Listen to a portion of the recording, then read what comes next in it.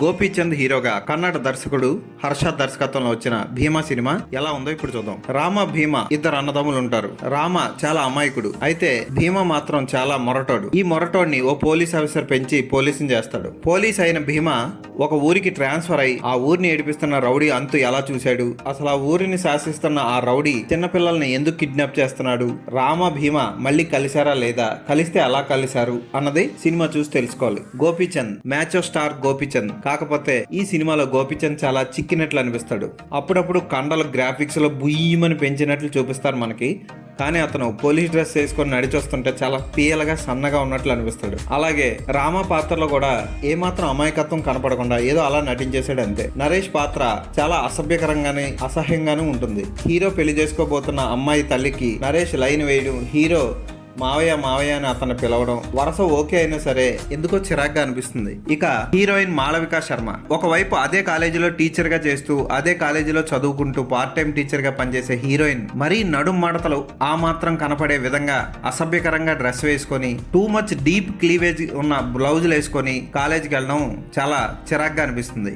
Hero కూడా ఆమె నడుస్తుంటే ఆమె వెనక సీటు ఊగడాన్ని తన చేతులతో యాక్ట్ చేసి చూపిస్తూ ఉండడం, ఆమె కింద కాదు పైకి చూడు అన్నం వంటివి ఓవర్ యాక్షన్ లా అనిపిస్తాయి. హాస్టల్లో అమ్మాయిలందరూ నీట్ గా ఏమాత్రం ఎక్స్పోజింగ్ చేయకుండా ఉంటారు. హీరోయిన్ మాత్రం క్లీవేజ్ కనపడేలాగా టాప్ వదిలేసుకొని బొడ్డు కిందకి ప్యాంట్ కట్టుకొని టూ మచ్ ఎక్స్పోజింగ్ చేసేస్తూ ఉంటుంది. ఇక విలన్స్ విషయానికి వస్తే మల్లన్న సినిమాలో యాక్ట్ చేసిన విలన్ ఈ సినిమాలో కూడా విలన్ గా యాక్ట్ చేశాడు. ఐ సినిమాలో విక్రమ్ లాగా గూని ఒకటి పెట్టారు, అది ఎందుకు పెట్టారో కూడా అర్థం అవుతుంది. పోనీ అతను ఏమైనా బీభత్సంగా చించేశాడా అంటే విలనిజం పండించడంలో అతను ఫెయిల్ అయ్యాడనే చెప్పొచ్చు. మెయిన్ విలన్ ఎవరో మీకు నేను చెప్పను. నాజర్ పాత్ర కూడా బాగానే ఉంటుంది.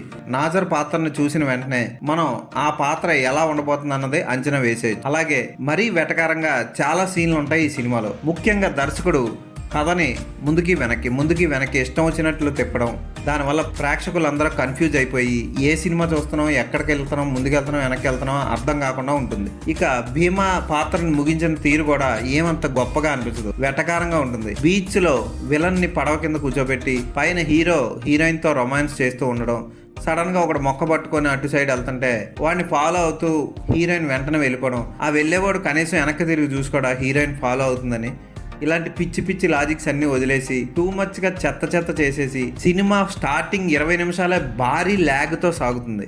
ఇంటర్వెల్ దగ్గర జరిగే ఫైట్ వరకు కూడా ల్యాగ్ గానే సాగుతుంది. ఉన్న 2 పాటలు ఏమీ బాగోవు, బ్యాక్గ్రౌండ్ స్కోర్ కూడా ఏమీ బాగోదు. రవి బస్రూర్ మ్యూజిక్ కొట్టడం మానేసి మళ్ళీ ఇనప పనిలోకి వెళ్ళిపోవడం బెటర్, ఎందుకంటే రాడ్ సాంగ్స్ ఇచ్చాడు ఈ సినిమాకి, ఏ పాట బాగోలేదు. ఇక బ్యాక్గ్రౌండ్ ఎలివేట్ చేసేసాడంటే ఏ మాత్రం ఆ బ్యాక్గ్రౌండ్ స్కోర్ బాగోలేదనే చెప్పొచ్చు. ఫోటోగ్రఫీ ఒక్కటే కొంచెం బాగుంది, చాలా బాగా చేశారు, కానీ విఎఫ్ఎక్స్ రోటో వర్క్ ఇవన్నీ తెర మీద ఈజీగా తెలిసిపోతూ ఉంటాయి. ఇక దర్శకుడు హర్ష గురించి చెప్పాలంటే బజరంగి, జై బజరంగి లాంటి అద్భుతమైన సినిమాలు తీశాడు. ఆ సినిమాలు కూడా ఆకులు అలములు, వైద్యాలు, హీరోలు, దైవభక్తి ఇవన్నీ మిక్స్ చేసి ఉంటాయి. ఇది కూడా అలాగే ఉంటుంది.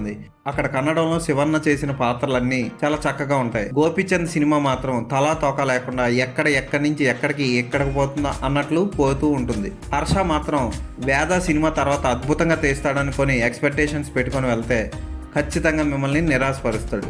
ఇక ఈ సినిమాలో మరో హీరోయిన్ ఉంటుంది, ప్రియా భవానీ శంకర్. ఆ అమ్మాయి ఎందుకు వస్తుందో ఎందుకు పోతుందో తెలీదు. వెన్నెల కిషోర్ కామెడీ పండలేదు, కానీ ఫస్ట్లో జరిగిన సీన్లకి క్లైమాక్స్లో వేసిన మెలిక కొంత పర్వాలేదు అనిపిస్తుంది. ఈ సినిమాలో ఒక్క ఫోటోగ్రఫీ తప్ప ఏది కూడా బాగోలేదు. ఈ సినిమాకి నేను ఇచ్చే రేటింగ్ 1.5/5.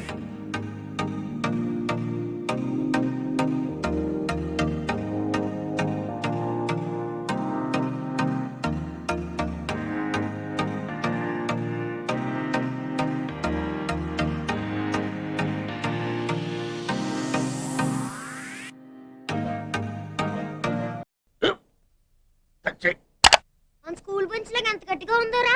కొట్రా, కొట్టు, పర్లేదు, కొట్టు. అబ్బా చైన్ పెట్టేసింది బాబాయ్. ఏంటి నువ్వు కొడతావా? కమా బిట్ మీ యార్. వద్దు బాబాయ్. వాణ్ణి నేను కొట్టడం లేదమ్మా, వాణ్ణే నన్ను కొట్టమంటున్నాను. నువ్వేం కంగారు పడక్కర్లేదు. అడు తిరుగుతావేంటి?